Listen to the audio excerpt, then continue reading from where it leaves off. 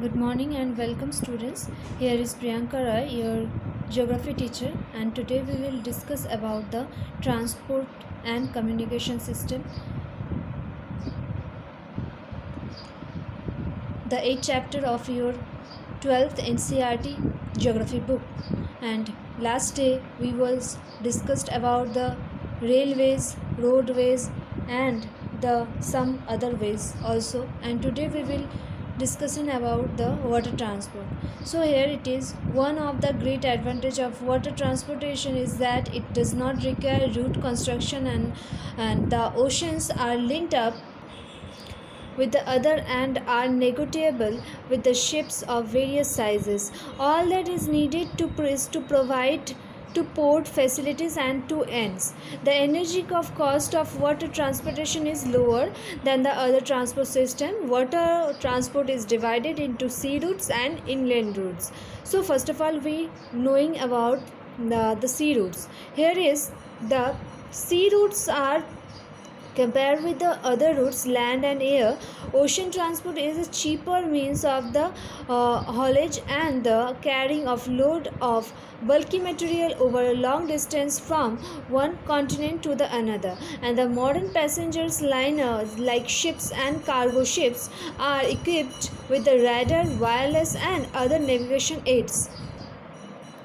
There are many major sea routes over the world, that are the Northern Atlantic Sea Route, the Mediterranean Indian Ocean Sea Route, the Cape of Good of Sea Route, and the other portion is situated in the Pacific Ocean of the North Pacific Ocean and the South Pacific Ocean. So here it is, the Northern Atlantic Sea route is linked with the, here it is, the northern is northeastern USA to the northwestern Europe, the two industrially developed regions of the world, and the foreign trade over this route is greater than the other rest of the world combined. One fourth of the world's foreign trade moves in this route.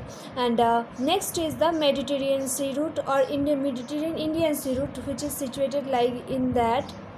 So, this sea route passes through the heart of the old world and serves more countries and the people than any other route.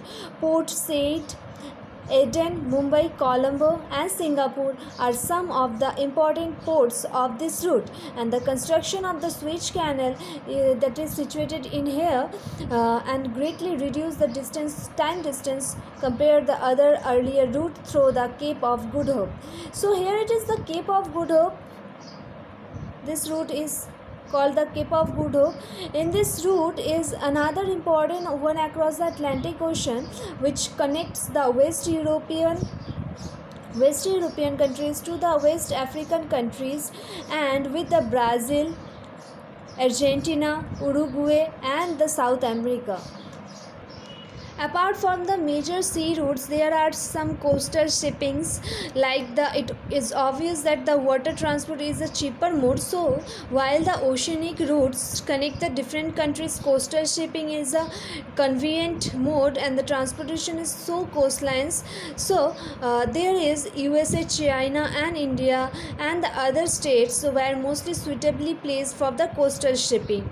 There is a shipping canals like the Suez and the Panama canals are two vital man-made navigation canals or waterways which serve as the gateways of the commerce for the both eastern and the western worlds. So here is, we notice about the Suez Canal, and we are discussed right now about the Suez Canal. The canal had been constructed in 1869 in Egypt between Port Said and in the north of the port of Suez. In the south linking Mediterranean Sea, south is in the Mediterranean Sea and the Red Sea. It gives the Europe a new gateway to the Indian Ocean, reduces the direct sea route distance between the Liverpool or Colombo compared of the good Cape of Good Hope and the sea level canal without locks, which is about 160 km and 11 to 15 kilometer deep. About 100 ships travel daily and each ship takes 10 to 12 hours to cross the canal.